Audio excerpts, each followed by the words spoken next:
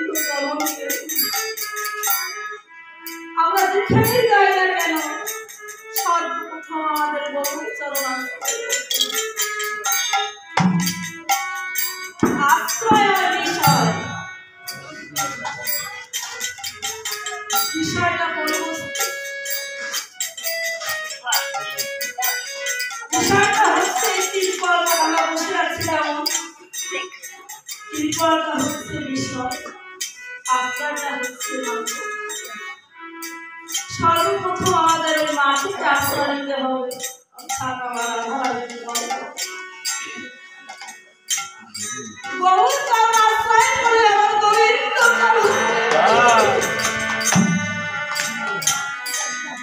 তাই সর্বপ্রথম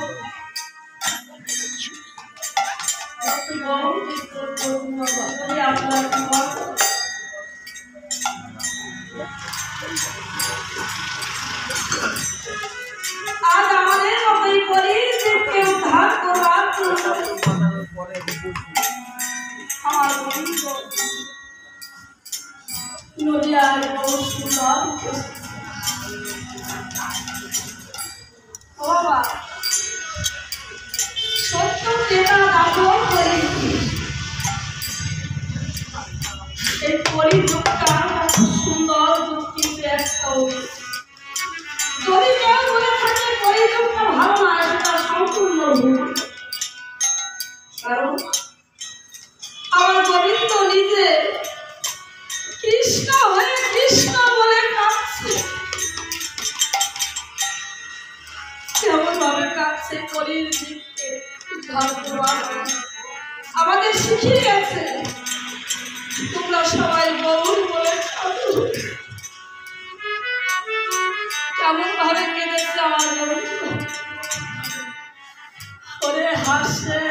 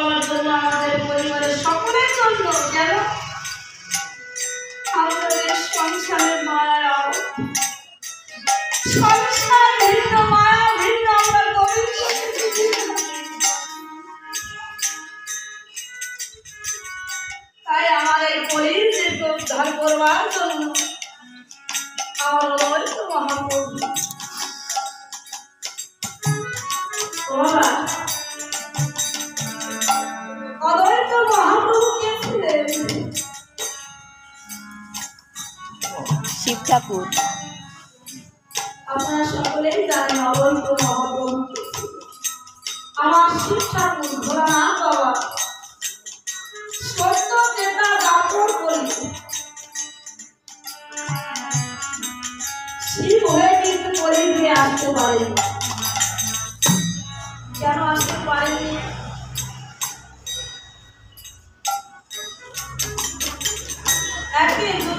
রাজসভায়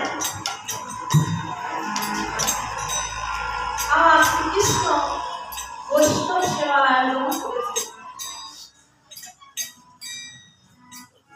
আমার গোবিন্দ ধর্মরাজ যুধিষ্ঠিরকে বললেন, আমার যুধিষ্ঠির, এই ধর্মসভায় সবাইকে আমি একটি করে কর্মর ভাগ দিয়েছি। বলতে বেশ, যে যা পারে তাকে তাই সে দায়িত্ব আমি দিয়েছি। যুধিষ্ঠির রেগে বলছে, কৃষ্ণ, সবাইকে তুমি তো দায়িত্ব দিলে, কিন্তু তোমার বেলায় তুমি কোনো দায়িত্বই দিলে না।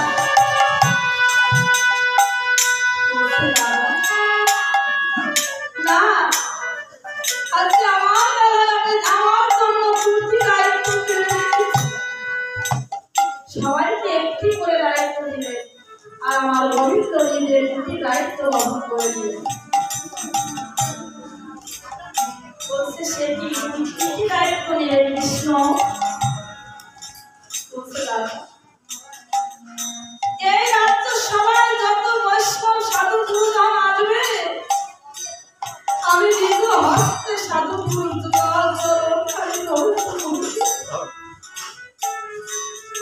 আরেকটি কি করব? বলছে, আরেকটি, যত সাধু মহন্ত সেবা করবে, এই একটু পাতাগুলি আমি নিজ হস্তে জল দেওয়ার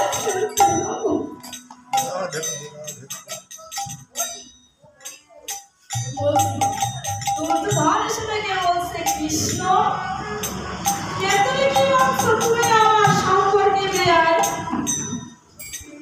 তুমি আর কোনো দায়িত্ব দেবে না? বলছে, কেন?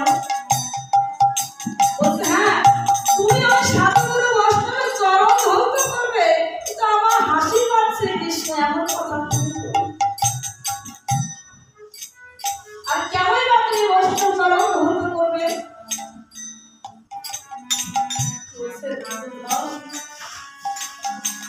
কেন আমি বৈষ্ণব চরণ ধৌত করব?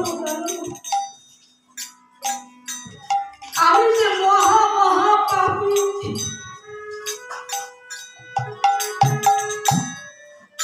বলছে, বেশ, এখন বাবা ওই সবাই সব সাধু ঋষি মুনিগণ একে একে একে একে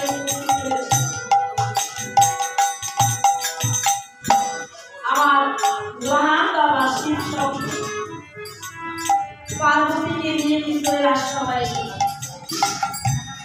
কৃষ্ণ আমার সকল দেবতা সকলের চরণ ধৌত করছে। আমার ভোলানাথ বাবা সবাই কিন্তু লাইনে দাঁড়িয়ে আছে, এক এক করে আমার গোবিন্দ চরণ ধৌত করছে। ভোলানাথ বাবা আমার লাইন ছেড়ে লাইনে ঘোরাঘুরি করছে, লাইন ঠিক মতো দাঁড়াচ্ছে। সবাই ভোলানাথের পায়ে আসবে, চরণ ধৌত করবে। পার্বতী থেকে বলছে, কি বলরা, তুমি লাইন ছেড়ে লাইনে ঘোরাঘুরি করছো কেন? এসো, এবার তো কৃষ্ণ আমাদের পা ধৌত করবে। ভোলানাথ বলছে, পার্বতী, তুমি যা ভেবেছ আমি তো ভাবিনি। শোনো, কৃষ্ণ সবার চরণ ধৌত করতে পারে, কিন্তু আমার চরণ ধৌত করতে পারে। এমন সময় যখন আমার গোবিন্দ এক পা ভেঙে দিয়ে বৈষ্ণব চরণ ধৌত করছে, ভোলানাথ আমার অন্য সময় কি করলেন? একটি কুকুর বেশ ধারণ করে নিলেন, ছোট্ট একটি কুকুর বেশ। কারণ পাড়াবার তো জায়গা নেই, সমস্ত জায়গায় বৈষ্ণবগণ রয়েছে, পাড়াবার মতো কোনো সাধ্য নেই। তো যখন এমনি করে পা ধৌত করছে, আমার ভোলানাথ কুকুর বেশে সবে দু পায়ের মাঝখান দিয়ে মস্তকটি বাড়িয়ে দেবে, যেমনি দিয়েছে তেমনি শ্রীকৃষ্ণ আমাকে বাহু দিয়ে মস্তক খেয়ে দেবে। ও বাবা, কুকুরের মস্ত যদি চেপে ধরা হয় চেঁচামেচি করবে না। বলছে কৃষ্ণ আমায় ছেড়ে দে, ছেড়ে দে বলছে কৃষ্ণ আমাকে ছেড়ে দে। বলছে হে বৈষ্ণব তুমি কি জানো তোমার মতো বৈষ্ণবের জন্ম ধন্য করলেই হয়েছে আমার আজকে এই দায়িত্বখানি নেওয়া। আর তুমি জানো ছেড়ে দেব বলে তো তোমার আমি ধরি, যাকে আমি ধরি তাকে জীবনে কখনো আমি ছাড়ি না, তাকে ছাড়ি কখনো ছাড়ি না, আমি ধরি না।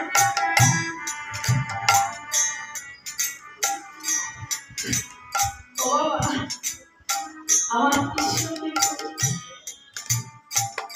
এই জগতের বুকে সব কিছু সইতে পারে, আমার অনাদি রাধে গোবিন্দ সব কিছু সইতে পারে, শুধু দুটি জিনিস সইতে পারে।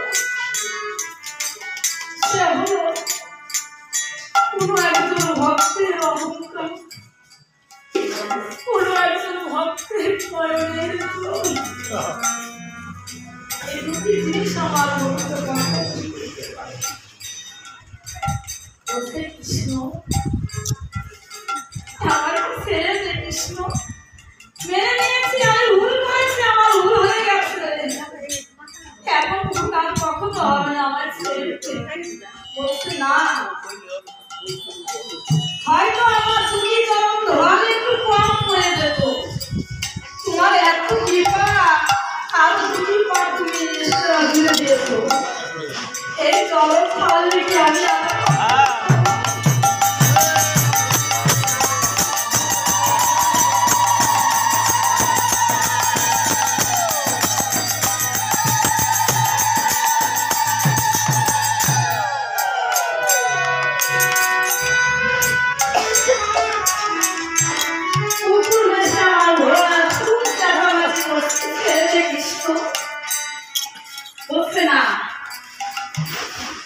তোমাকে যাতে ভালোভাবে আমি চরণ ধৈর্য করতে পারি তার একটু ব্যবস্থা করো।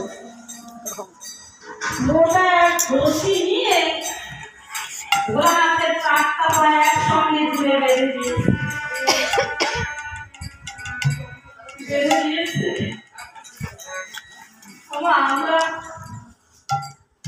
আমি আপনারা নয় আমার কথা বলছি, জীবনে কখনো আমার মা বাবার চরণ দুখানা আমি ধ্বংস করিনি। বৈষ্ণব আসলে বাড়িতে কি করতে হবে তাও জানি, কারণ আমি তো আমার মা বাবাকে ভালোবাসতে পারি না, এই বৈষ্ণব ভালোবাসবো যেমন। সর্বপ্রথম আমাদের ঘরে যাওয়া মাতা পিতাই হচ্ছে পরমেশ্বর বড় বৈষ্ণব, তাই না? যখন 4টা পা জুড়ে দিয়েছে আমরা সকলে কি করি, আপনারা বৈষ্ণব আপনারা নিশ্চয়ই কর্ম করে, যদি কোনো সাধুগুরু বৈষ্ণবগণ গৃহে আসছে তাদের আমরা ঘটিতে জল নিয়ে আমরা তাদের চরণ জীবন ধন্য করবার চেষ্টা করি, কিন্তু আমার গোবিন্দ করলেন কোন নদী নালা খাল বিলের জল নয়, গোবিন্দ আমার দুটি কর্ণের জল দিয়ে ওই পুকুরের 4টি চরণ রাধে রাধে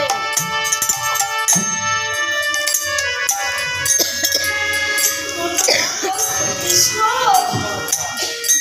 তুমি কি করলে? তুমি জানো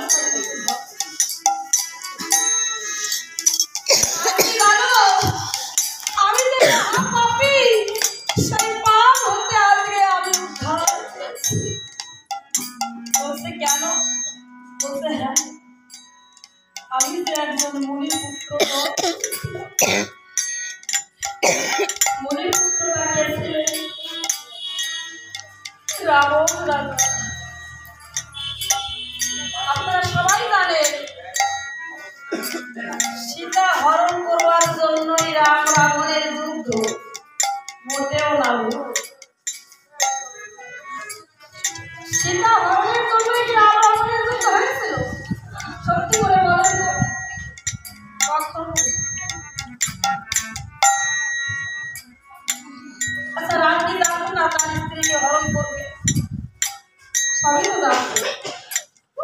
জেনে শুনে তবে কেন সোনার হরিণটা ধরবার জন্য ছুটে গিয়েছিলেন?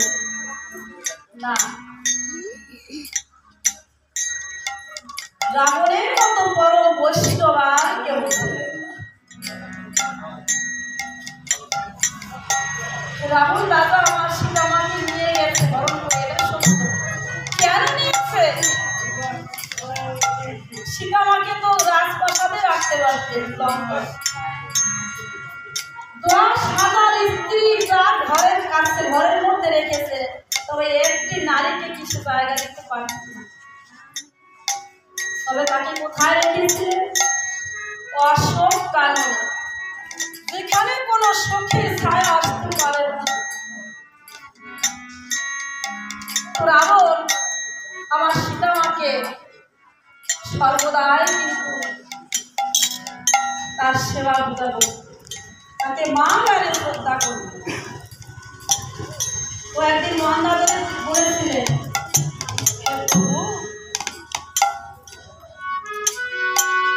কেন তুমি সীতামাকে এনে এমনি করে কষ্ট দিচ্ছ? কোথায় কোথায় রাম কিন্তু একবার সীতাকে মা বলে দিয়েছে। যখন বলেছে, মন্ডলী বলছে, কি প্রভু, সীতা কি তোমার মা? তবে যদি সীতা তোমার মাই হবে, তবে কেন তাকে তুমি এমনি করে আঘাত করছো? কেন তাকে তুমি ফিরিয়ে দিচ্ছ? বলছে, মন্ডলী, তোমার মতো বুদ্ধি নিয়ে তো আমি চলি না। জানো, আমি জানি সীতা মা হচ্ছে না আমার ভগবানের তরুণী, তাই আমি ওই তরুণী খানাকে আমার ঘাটে বেঁধে যত আঘাত করবো, আর ওই তরুণীর মালিক তোমার, যদি আমার একটা নৌকা ঘাটে বাঁধা থাকে,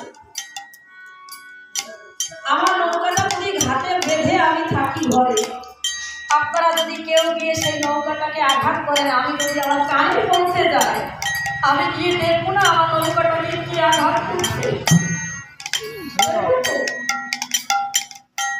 রাবণের কথার অর্থ হচ্ছে, সীতামাকে যত আঘাত করবে রাম, তত শীঘ্র রাবণের সম্মুখে আসবে।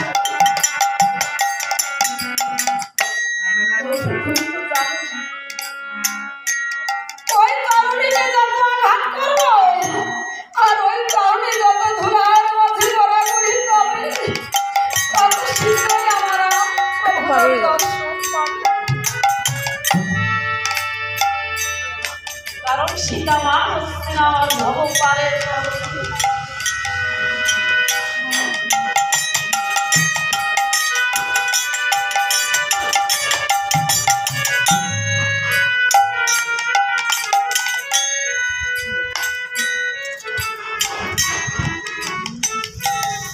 আর মন্দোদরী, তুমি যে মিছে মিছি তোমার এই নয়নের জলটাকে তুমি নষ্ট করছো। আমি কাঁদি না কেন জানো? যেদিন আমার প্রভুর এই রক্তাঙ্গুলিতে চরণ লাগবে, সেদিন যদি কোথাও জল না থাকে, আমার এই নয়ন জলখানে আমি ধরে রেখেছি, আমি যেন আমার প্রভু রাম চরণের চরণ দুটো যেন পারি।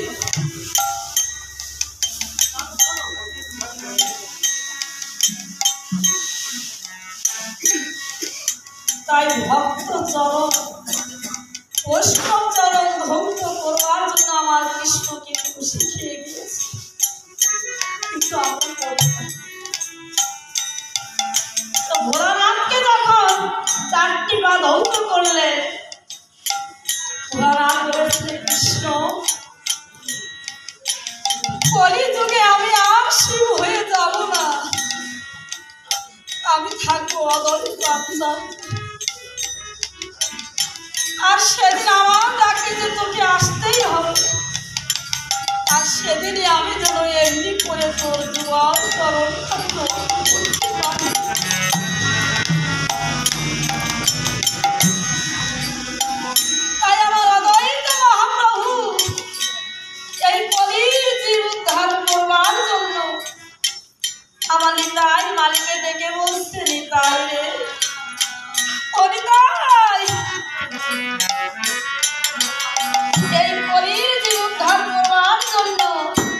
আমি একটি চারা বরণ করে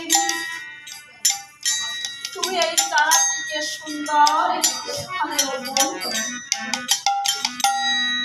তাই আমি তাই মানি কেমন স্থানে সেই চারাটিকে রোপণ করেছি।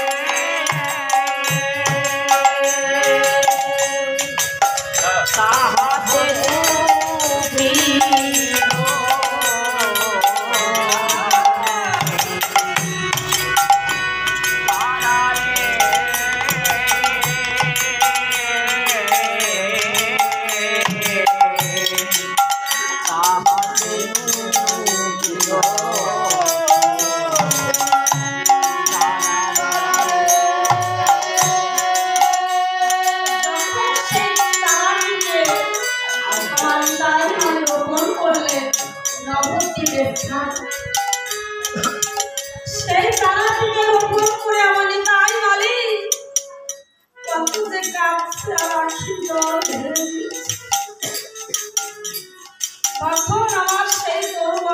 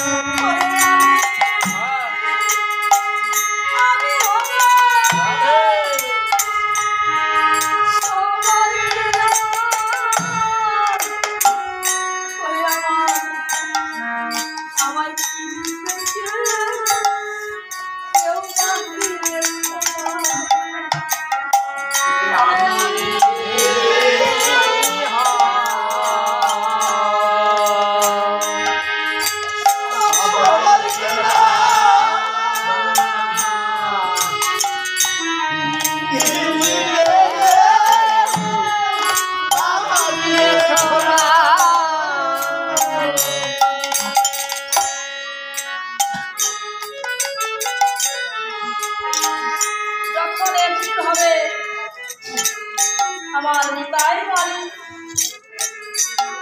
নাম নিতার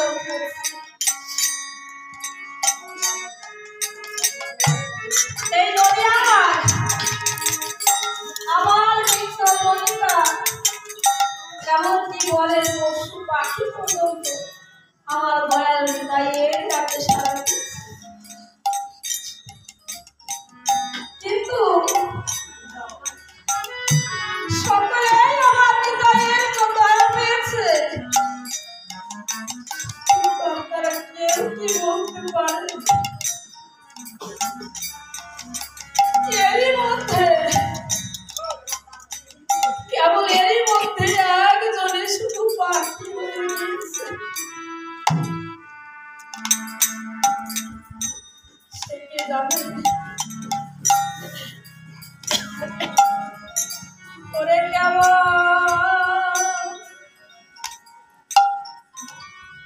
ওরে কেবল আমি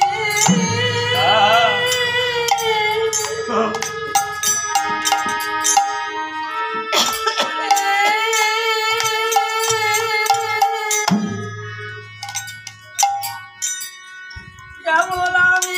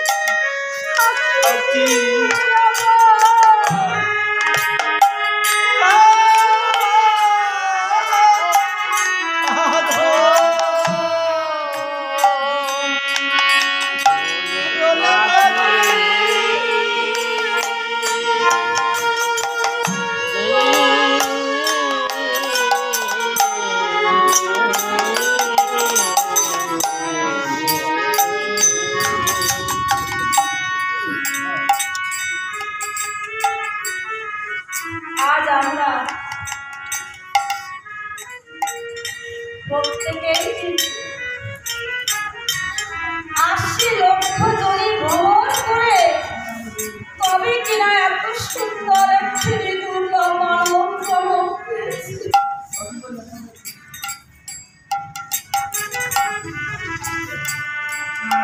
যখন আমরা জন্মে ছিলাম অন্ধকার কারাগার হতে মুক্তি পাওয়ার আগে আমার গোবিন্দকে স্মরণ করেছিলাম, বলেছিলাম হে গোবিন্দ, এই কঠোর যন্ত্রণা হতে কারাগার হতে এবার তুমি আমায় মুক্তি দাও প্রভু।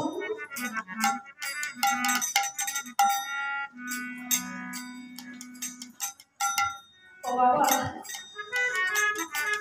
পূর্বে যে আমরা কথা দিয়েছিলেন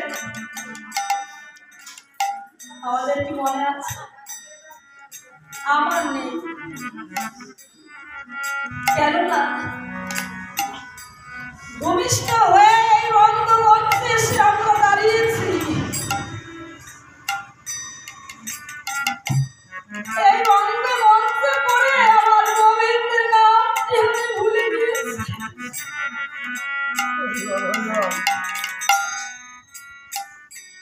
আচ্ছা, যখন আমাদের গোবিন্দ আমাকে এসে বলেছিলেন, আমরা প্রত্যেকেই কিন্তু মায়ের গর্ভে বসে গোবিন্দকে একবার দর্শন আমরা করেছিলাম। যারা পরম বৈষ্ণব তারা কিন্তু জানে।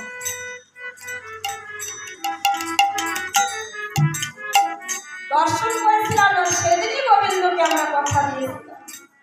তবে আমার একটি প্রশ্ন,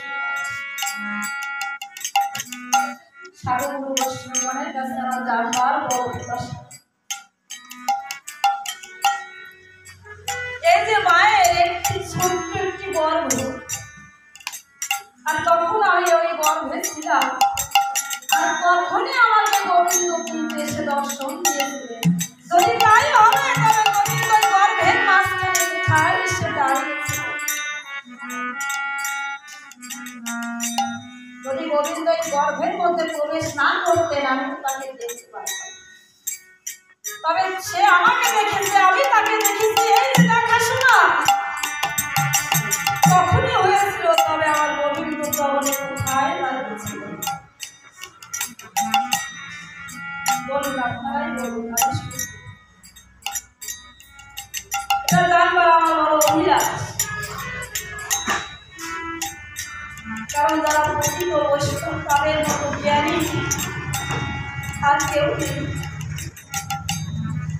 যে বৈষ্ণব হয়, যে প্রকৃত বৈষ্ণব, কোন বৈষ্ণবে কখনো আমার প্রভুরাত আমি বলছি না, মহাত্মা বলে গেছে বৈষ্ণব তারাই হতে পারে যারা মানে নাকে মান দিতে জানে, যারা সর্বদাই নিচু মাথায় কথা বলে, হাজার কটু কথা বললেও সে উঁচু গলায় একটি কথা বলবে।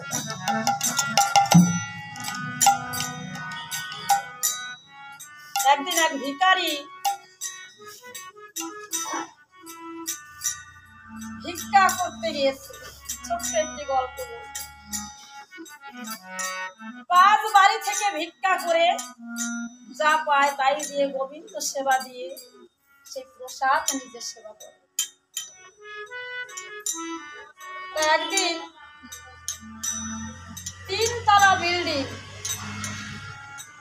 আর সেই বিল্ডিং এর যে মালিক কখনো নিচের তলায় তাকে নামতে হয় না, ওই উপর তলা সমস্ত কিছু হয়ে যায়, নিচে নামার কোনো প্রয়োজন হয় না। তার জ্বালানা থেকে একদিন ডেকে বলছে, আরে ও ভিখারি, শোনো শোনো শোনো, আমার একটু কথা শোনো। বলছে, বলো বাবু। বললেন, তুমি যে রোজ পাঁচ বাড়ি থেকে সরু মোটা চাল ভিক্ষা করে নিয়ে যাও, আচ্ছা ভিখারি, বলো তো তোমার এই চালের স্বাদটা কেমন? বলছে, বাবু কথাটা না বললে নয়, তবু আমি বলবো, এই চালের স্বাদটা যদি তোমার জানতে হয় তাহলে উপর তলায় থাকলে তো হবে না। চালের স্বাদটা যদি তুমি বুঝতে চাও তাহলে আমার মতো দাঁড়ে দাঁড়ে ভিক্ষা করে গোবিন্দ সেবা দিয়ে সেই প্রসাদ যদি নিজের সেবা করে থাকো তবে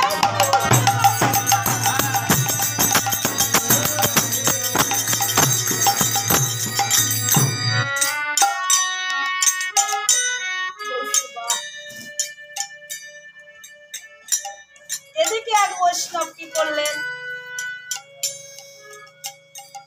বৈষ্ণব সেবা দেবে তাই লুচি পুরি আলুর দমের ব্যবস্থা করেছে। বৈষ্ণবগণ সবাইকে নিমন্ত্রণ করে রেখেছে। তা ওই বৈষ্ণব আর বৈষ্ণবী দুজনে মুখে কৃষ্ণ নাম করছে আর ওই লুচি পুরি ভেজে ভেজে রাখছে। এমন সময় ওই পাশে যে ঝাঁকারি খানার মধ্যে রাখছে লুচি ভেজে, পাশে একটি কালো রঙের একটি পুকুর, ওই একটি করে রাখছে আর পুকুরটি একটি করে নিয়ে নিয়ে সেবা করছে।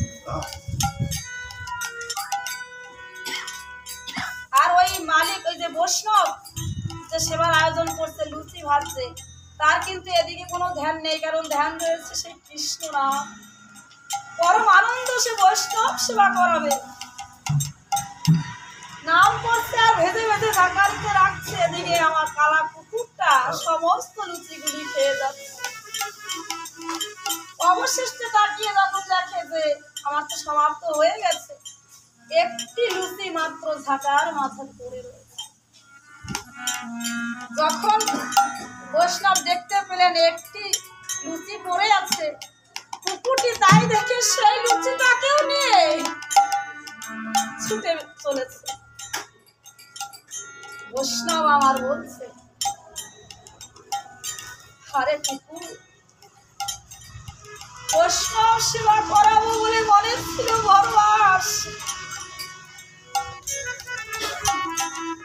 বৈষ্ণব কি করলেন, শীঘ্র করে ঘরে গিয়ে তাড়াতাড়ি করে নামা বলিটি গায়ে দিয়ে কুকুরের কাছে করজোড়ে গিয়ে বলছে, হে কুকুর, আজ আমার বড় সৌভাগ্য যে তোর মতো পরম বৈষ্ণব আমার গৃহে লুচি সেবা করছে। আমাদের ক্ষেত্রে হলে কি হতো, বাঁশ নিয়ে পেটে দিতাম না বাবা, আমাদের সভ্যতা কি মেরে ফেলতাম। সেবা তো দূরের কথা, কুকুরের শাস্তা করে ছেড়ে যদি থাকতো পুনরায় হয়তো চেষ্টা করতো, কিন্তু বৈষ্ণব যারা তাদের স্বভাবটা এমনই হয়, সর্বদাই নত। তাই কুকুরের সামনে গিয়েছে, কুকুর তুই আমার গৃহে শুধু লুচি খেয়ে গেলি, এখন ডাল তরকারি চাইলি না। হচ্ছে প্রকৃত বৈষ্ণবের নিয়ম, প্রকৃত বৈষ্ণব বলা হয়। তো আমরা যখন মায়ের গর্ভে ছিলাম, প্রাণ গোবিন্দ কোথায় দাঁড়িয়ে আমাদের দর্শন দিয়েছে।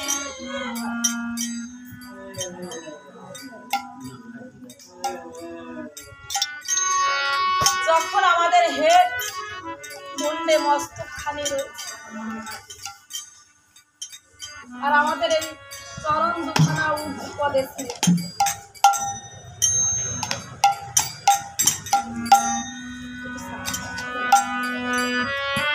যখন ঊর্ধ্ব পদে ছিলেন আমার গোবিন্দ কোথায় দাঁড়িয়েছিলেন জানেন বাবা? হেড মুন্ডে যখন মস্তক ছিল, চরণ দুখানা আমাদের ঊর্ধ্ব পদে ছিল। ওই ঊর্ধ্ব পদে চরণের তালুতে আমার গোবিন্দ এসে দাঁড়িয়ে আমাকে দর্শন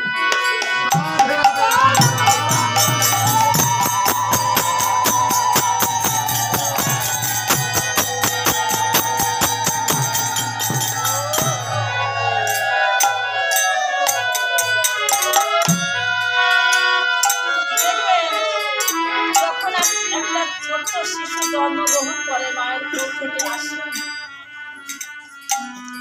ওই পায়ের তালুটা কিন্তু লাল হয়ে থাকে। লক্ষ্য করবেন, সবাই দেখতে পাবে, কেননা সেখানেই আমার গোবিন্দ চরণে দাঁড়িয়েছে। আর তখন আমাকে বলেছিল, আরে তোকে আমি মুক্ত করতে পারি, কিন্তু আমাকে একটি কথা দিতে হবে। বলছে, বলো প্রভু, তুমি যা বলবে আমি তাই করব। বলছে, ওরে যে আগেবার সেই মার অন্তরসে যায়, যে একবার এই জগতের মুখের আলো দেখে, সে যে আমায় ভুলে যায়। তবে কথা দে, ধরাই গিয়ে তুই আমায় ভুলে যাবি। তখন আমরা বলেছিলাম প্রত্যেকে যে, না প্রভু, কখনো তোমার নাম কি আমরা ভুলে যাব? তোমার নাম ভিন্ন, আমি আর কোনো নাম করব। কিন্তু আজ দেখা যায়, যখন আমরা মায়ের গর্ভ থেকে ভূমিষ্ঠ হয়েছি, আপনাদের মতো আত্মীয় স্বজন, মা বাবা, কাকা, মা, কাকি যখন আমাকে কোলে তুলে নিয়েছে, কিছু অংশ কিন্তু ভুলে গিয়েছে।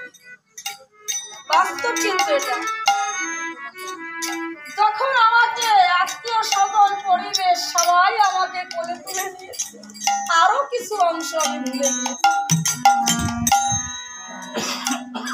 যখন আমার গর্ভধারিণী মা আমার বুকে তুলে নিয়েছে, আমি যে সমস্ত কিছু ভুলে গিয়েছি।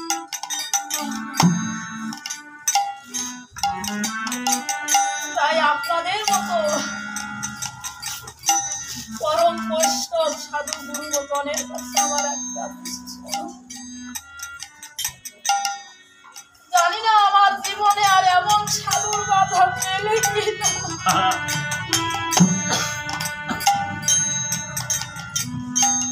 প্রতি জন্মে যদি সুকৃতি থাকে তবেই নাকি তার জন্য সাধুর বাধা। সাধু সঙ্গ সর্বশাস্ত্রে কয়, করিলে এই সাধু সঙ্গ স্বর্গ প্রাপ্তি। তাই আমরা যারা এখানে এসেছি, জানি না এমন ভাগ্য, এমন দিন আমাদের জীবনে আর হয় কিনা। সবাই মিলে যতটুকু সময় আমরা পাই, একবার সাধু সঙ্গ করে যাই।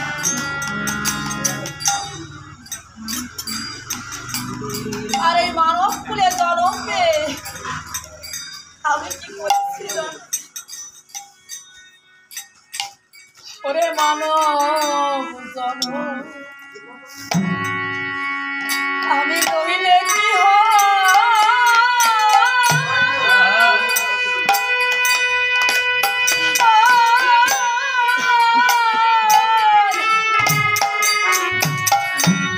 ওরে আমি করেছি অসুবিধা। ওরে এইভাবে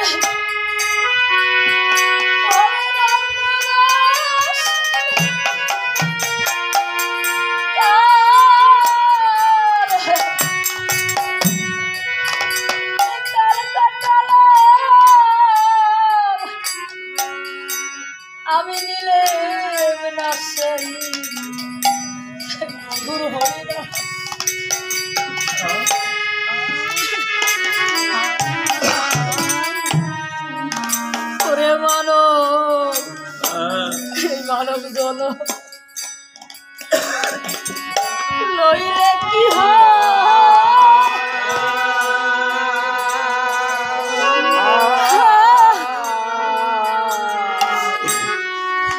ওরে আমি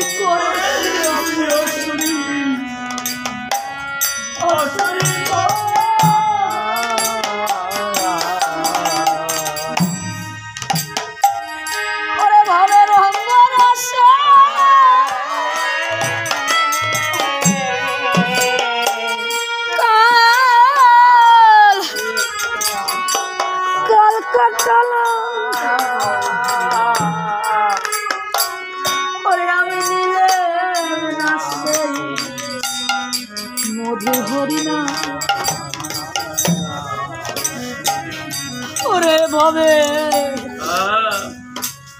আমার জনম ওরে বিফলে গেল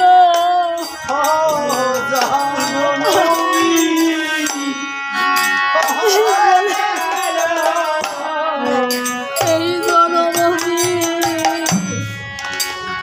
বিফলে গেল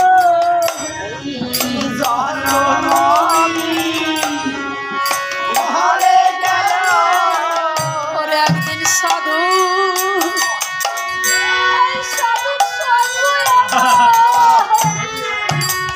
আমার নাহি হলো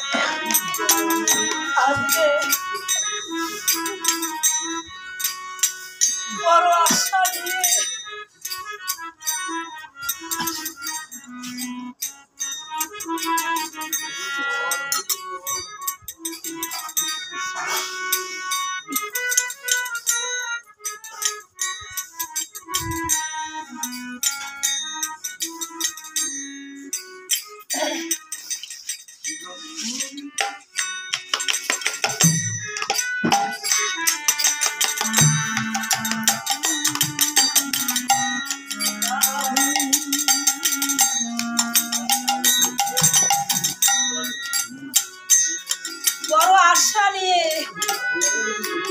আজ কিন্তু আমি এই ভক্ত হৃদি বৃন্দাবনে এসে যাচ্ছি।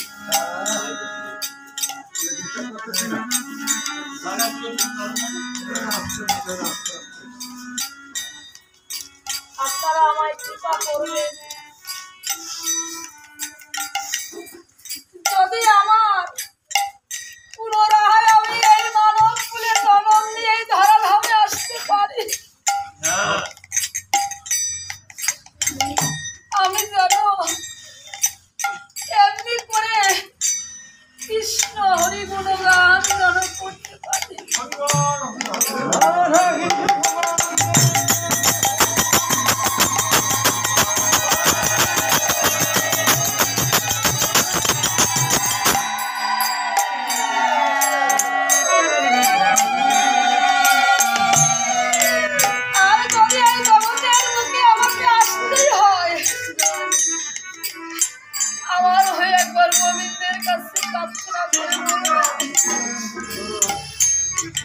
আমি যেন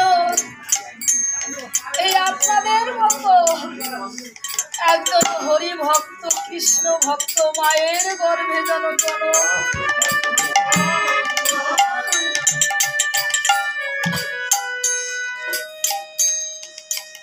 আজ এই ভক্ত হৃদি বৃন্দাবনে ছুটে এসেছি। আপনারা যেমন কিছু পাওয়ার আশায় বসে আছেন, আজকে এই পরিষ্কার কীর্তনে আপনাদের সম্মুখে এসেছে, সেও কিছু পাওয়ার লাগে।